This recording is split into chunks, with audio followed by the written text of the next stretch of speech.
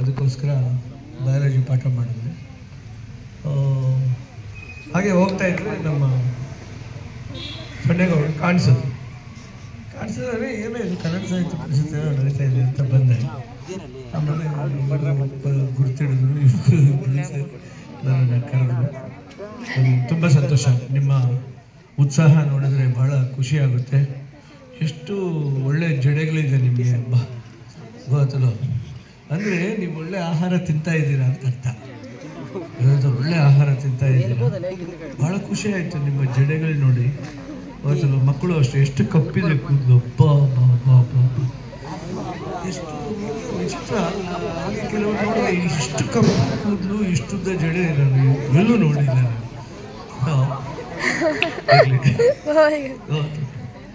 ಆರೋಗ್ಯವಾಗಿದ್ದೀರಲ್ಲ, ನಗನಗ್ತಾ ಇದ್ದೀರಲ್ವಾ. ಇದು ಕನ್ನಡ ಮಾತೆಯ ಮಕ್ಕಳಾಗಿರುವಂಥವ್ರು ನಾವು ಯಾವತ್ತೂ ನಗುತ್ತಾ ಇರಬೇಕು.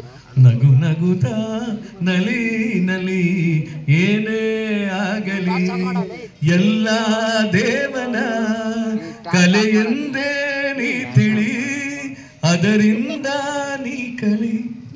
ನಗು ನಗುತ್ತಾ ನಲಿ ನಲಿ ಏನೇ ಆಗಲಿ ಅಲ್ವಾ. ಜೋರ ಚಪ್ಪಾಳೆ ತಟ್ಟಿ ನೋಡೋಣ. ಭುವನೇಶ್ವರಿ ತಾಯಿಗೆ. ಈ ಕನ್ನಡ ರಾಜ್ಯೋತ್ಸವದ ಬಗ್ಗೆ ಕೆಲವರು ಹೇಳ್ತಾರೆ, ಒಬ್ಬೊಬ್ಬರು ಒಂದೊಂದು. ಅದರಲ್ಲಿ ನನಗಂತೂ, ನಾನು ಸ್ಟೂಡೆಂಟ್ ಆಗಿದ್ದಾಗ, ಅಂದರೆ 50 ವರ್ಷದ ಹಿಂದೆ ನಾನು ಸ್ಟೂಡೆಂಟು, 55 ವರ್ಷದ ಹಿಂದೆ ಗೊತ್ತಲ್ಲ. ಅಂದರೆ ನನಗೆ 14 ವರ್ಷಕ್ಕೆ SLC ಆಯಿತು, 15 ವರ್ಷಕ್ಕೆ ಫಸ್ಟ್ PUC ಮುಂದೆ 1 ಇಯರ್ ಲಾಸ್ಟ್ ಬ್ಯಾಚು ಮುಗಿದೋಯ್ತು. 16, 17, 18ಕ್ಕೆಲ್ಲ ನಾನು BSc ಆಗೋಯ್ತು. 18 ವರ್ಷಕ್ಕೆ ಸೆಕೆಂಡ್ PUCಯಲ್ಲಿ ಇರ್ತಾರೆ, ಅಷ್ಟು ವಯಸ್ಸಿಗೆ ನಂದು ಆಗೋಗಿತ್ತು. ಆಗ ಕಾಲೇಜ್ಗೆ ಉದಯ್ ಕುಮಾರ್ ಅಂತ ಬಂದಿದ್ರು. ನಿಮ್ಗೆ ಯಾರಿಗೂ ಗೊತ್ತೇ ಇರಲ್ಲ. ರಾಜ್ಕುಮಾರ್ ಮತ್ತು ಉದಯ್ ಕುಮಾರ್, ಕಲ್ಯಾಣ್ ಕುಮಾರ್ ಅಂತ 3 ಆ್ಯಕ್ಟರ್ಸ್ ಕನ್ನಡದಲ್ಲಿ ಬಹಳ ಇದ್ದಂಥ. ಉದಯ್ ಕುಮಾರ್ ಒಂದು ಭಾಷಣ ಮಾಡಿದ್ರು, ಒಂಥರ ಹೀಯಾಳಿಸಿ ಭಾಷಣ ಮಾಡಿದ್ರು. ನೋಡಿ ಯಾವ ಥರ ಭಾಷಣ ಮಾಡಿದ್ರು ಅಂದರೆ, ಅಪ್ಪ ಕನ್ನಡಿಗರ, ಅಚ್ಚು ಕನ್ನಡಿಗರ, ಮುಕ್ಕೋಟಿ ಕನ್ನಡಿಗರ, ಕನ್ನಡ ರಾಜ್ಯೋತ್ಸವ ಮಾಡ್ತಾ ಇದ್ರಿಲ್ಲಪ್ಪ. ಕನ್ನಡ ರಾಜ್ಯೋತ್ಸವ ಯಾವ ನಾಡಿನಲ್ಲಿ? ಕನಸಿನಲ್ಲಿ ರಾಮಾಯಣವನ್ನು ಪಾರಾಯಣ ಮಾಡ್ತಾ ಇದ್ದಂತ ಸೀತಾರಾಮ ಶಾಸ್ತ್ರಿಗಳಿಗೆ ಜನ್ಮ ಕೊಟ್ಟಂತ ಕಾಸರಗೋಡನ್ನ ಕೇರಳಕ್ಕೆ ಮಾರ್ಕೊಂಡ್ರಲ್ಲಪ್ಪ. ಕೆಚ್ಚದೆಯ ಕನ್ನಡಿಗರ, ಅಪ್ಪ ಕನ್ನಡಿಗರ, ಯಾವ ನಾಡಿನಲ್ಲಿ ರನ್ನ, ಪಂಪ, ಹರಿಹರ ಜನಿಸಿದ್ರು ಅಂತ ನಾಡಿನಲ್ಲಿ ಅಂಡರ್ ಬೇವರ್ಸಿಗಳು ಉಟ್ಕೊಂಡಿದ್ದಾರಪ್ಪ ಕನ್ನಡಿಗರ. ಕೋಲಾರ ತುಂಬ ತೆಲುಗಿಟ್ಕೊಂಡು, ಬೆಂಗಳೂರು ತುಂಬ ತಮಿಳ್ನಿಟ್ಕೊಂಡು ಕನ್ನಡ ರಾಜ್ಯೋತ್ಸವ ಮಾಡ್ತಾ ಇದ್ದೀರಪ್ಪ ಕನ್ನಡಿಗರ. ಉಳಿಸ್ಕೊಂಡಿದ್ದೀರಪ್ಪ. ತರೀಕೆರೆ, ದಾವಣಗೆರೆ, ಅರಸೀಕೆರೆ ಅಂತ ಬರೀ ಕೆರೆಗಳನ್ನೇ. ಹಾರ್ಕೊಳ್ರಪ್ಪ, ಹಾರ್ಕೊಳ್ಳಿ, ಯಾವ ಕೆರೆಗೆ ಬೇಕಾದ್ರೂ ಹಾರ್ಕೊಳ್ರಪ್ಪ ಕನ್ನಡಿಗರ. ಕನ್ನಡ ಪದದ ಅರ್ಥ ಗೊತ್ತಿದ್ರಪ್ಪ ನಿಮ್ಗೆ. ಕ ಅಂದ್ರೆ ಕಸ್ತೂರಿ, ನ ಅಂದ್ರೆ ನಂಜುಂಡ, ಢ ಅಂದ್ರೆ ಡಮರುಗ. ಈ ಪದದ ಅರ್ಥ ಗೊತ್ತಿರ್ಬೇಕಪ್ಪ. ಕನ್ನಡತನವನ್ನು ಉಳಿಸ್ರಪ್ಪ, ಕನ್ನಡ ಪದಗಳನ್ನು ಬಳಸ್ರಪ್ಪ ಅಂತ.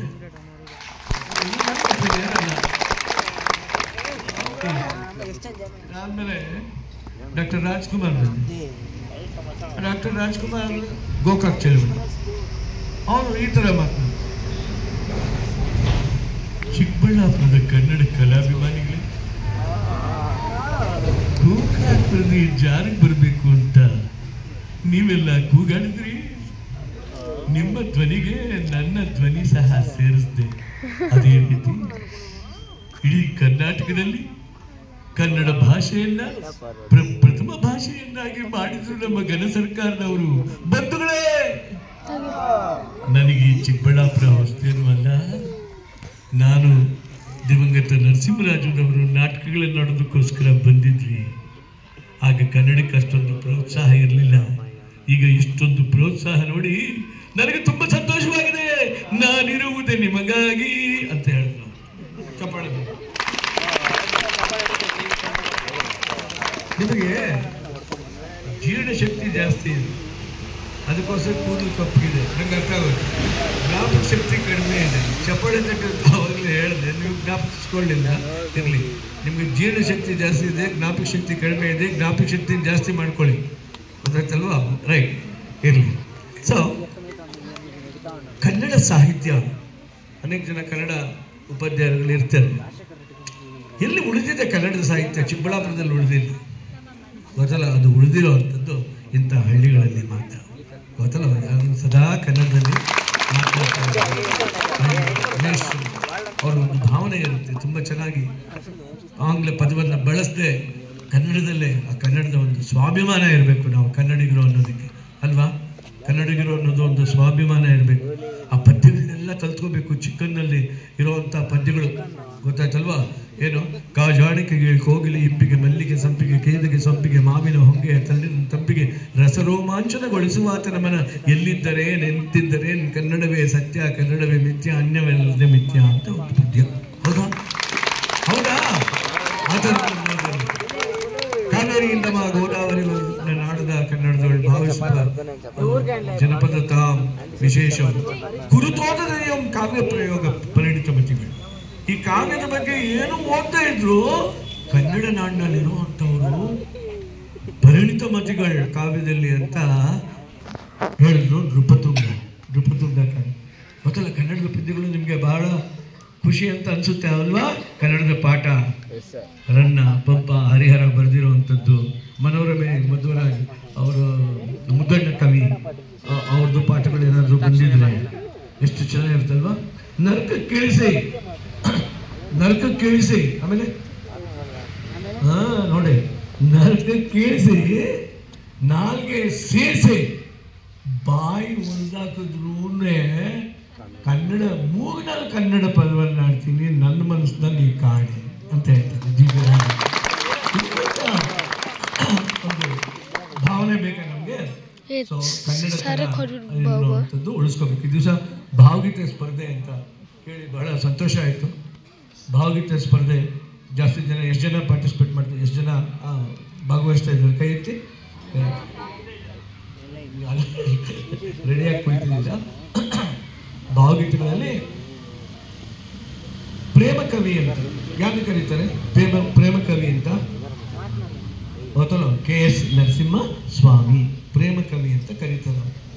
ಅವರು ಒಂದು ಬರೆದಿದ್ದಾರೆ, ಎಷ್ಟು ಭಾವನೆ, ಎಷ್ಟು ಚೆನ್ನಾಗಿರುತ್ತದೆ ಆ ಭಾವನೆ ಭಾವಯುಕ್ತವಾಗಿ ಆಡಬೇಕು ಭಾವಗೀತೆಯನ್ನು. ಅದರಲ್ಲಿ ಒಂದು ಸಿ ಅಶ್ವಥ್ ಹಾಡಿರುವಂಥದ್ದು, ಒಂದು ಪ್ರೇಮಗೀತೆ, ಪ್ರೇಮ ಕವಿಯೊಂದು, ಅದು ಒಂದು ಹೇಳೋದಕ್ಕೆ ಇಷ್ಟಪಡ್ತೀನಿ.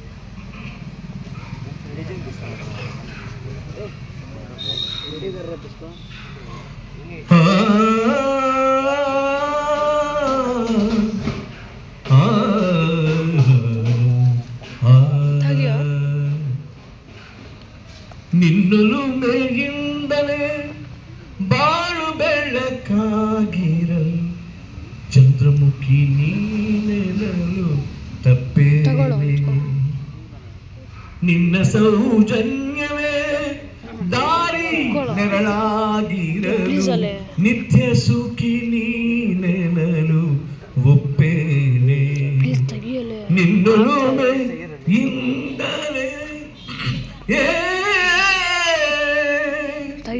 ನಿನ್ನಗೆ ಮಲ್ಲಿಗೆಯ ಪರಿಮಳದ ಪಾತ್ರೆಯಲ್ಲಿ ಚೆಲ್ಲಿಸೂಸುವ ಅಮೃತ ನೀನೇನೆ, ನನ್ನ ಕನಸುಗಳೆಲ್ಲ ಕೈಗೊಳ್ಳುವ ಯಾತ್ರೆಯಲ್ಲಿ ಚಿಂತಿಸುವ ಧನ್ಯತೆಯು ನೀನೇನೆ, ನಿನ್ನೊಲುಮೆಯಿಂದಲೇ ಬಾಳು ಬೆಳಕಾಗಿರಲು ಚಂದ್ರಮುಖಿ ನೀನೆನಲು ಒಪ್ಪೇನೆ, ನಿನ್ನೊಲುಮೆಯಿಂದಲೇ